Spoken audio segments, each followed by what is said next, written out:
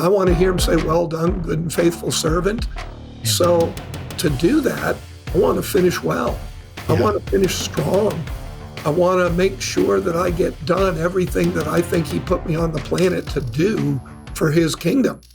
I have my wife's favorite book in my hand, and I'm sure this would be one of my favorite books, except I can't get it from my wife. As I prepared for this interview, I had to steal it from her nightstand, take out her bookmark, and get into it, and I marked it up myself. But this book is powerful, people. Raising Spiritual Champions.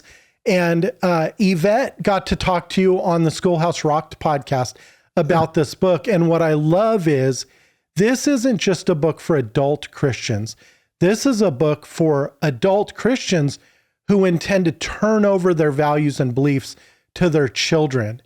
And so I want to start actually with your motivation to write the book, because you write something in there that's very important. You say that you were motivated by the idea of starting well and finishing well. Talk about that for me. I mean, look at me. I'm an old man. Okay. I mean, how much time could I possibly have left? So, about 4 or 5 years ago, I looked in the mirror one day. I don't usually look in the mirror, but I looked in the mirror and I thought, whoa, what happened? Who is that old man? And it got me to thinking about the fact that, you know what? I've got to transition my thinking now to I'm in my final era of ministry. And so I know I'm going to be standing before the Lord and he's going to ask me, what'd you do? Why'd you do it? How'd you do it? And I want to hear him say, well done, good and faithful servant. Amen. So to do that, I want to finish well. I want to finish strong. I want to make sure that I get done everything that I think he put me on the planet to do for his kingdom. And so I sat back and thought about, well, what would that be? I mean, I've kind of been doing what I think he's called me to do for years, but how do I finish well? So I thought, all right, wait a minute. I'm a researcher. So I went back and I took my 200 most recent national research projects and I got out a pad and I started making notes. What did I learn from each one of these studies? And I'm making notes, and I wound up with, a lot of pages. And one of my strengths, I think, is I'm able to take a lot of data and synthesize it down to what matters. Mm-hmm. And so I did that with this pad that I just filled up with bullet points, all these things that we gleaned from a wide variety of research projects. And when I looked at it, it came down to one basic thing, which was most, if not all of these problems would dissipate if we had a biblical worldview as a nation, as a church, as families, as individuals. And we don't have that. That's why we're in the mess we're in. So I thought, okay, I've got to write about worldview. And knowing that I have no idea when the Lord's going to pull the plug on me, it's like, okay, let me start with what might be the most important one first. Right. And going back to some of the research I've been doing for the last 20 years in particular, that's research about worldview and about children. And we know that a person's worldview is fully developed before they reach the age of 13.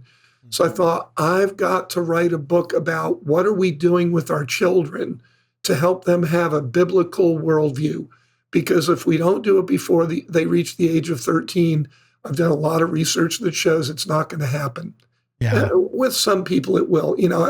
Everything I say, you have to understand I'm a sociologist, so I work with averages as a researcher. That's what we do. We say, well, what's the most common point of view that people have? What's the most common belief, the most common statement they'll make?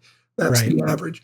And so, looking at that, I know that we've got to work with children. So that's what this book was developed for, was understanding where are children at in America today, particularly in the spiritual space. Are they disciples of Jesus? Do they have a biblical worldview?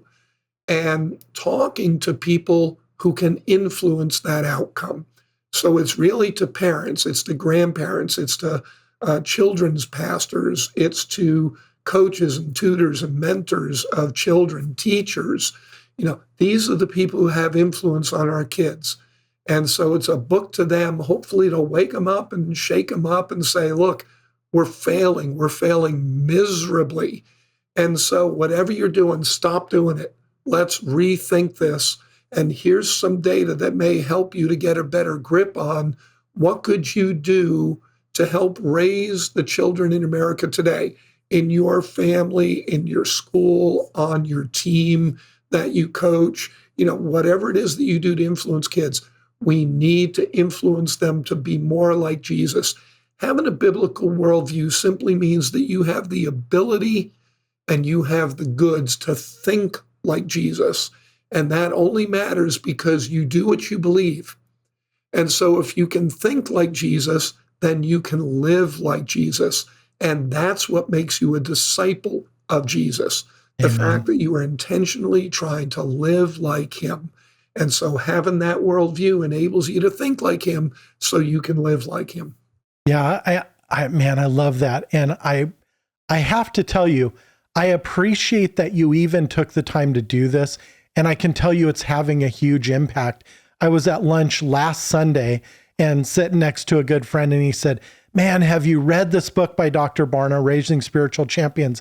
And I told him, "Yeah, I haven't had the chance because Yvette's stolen it from us, but I'm going to get to it and I get to talk to him."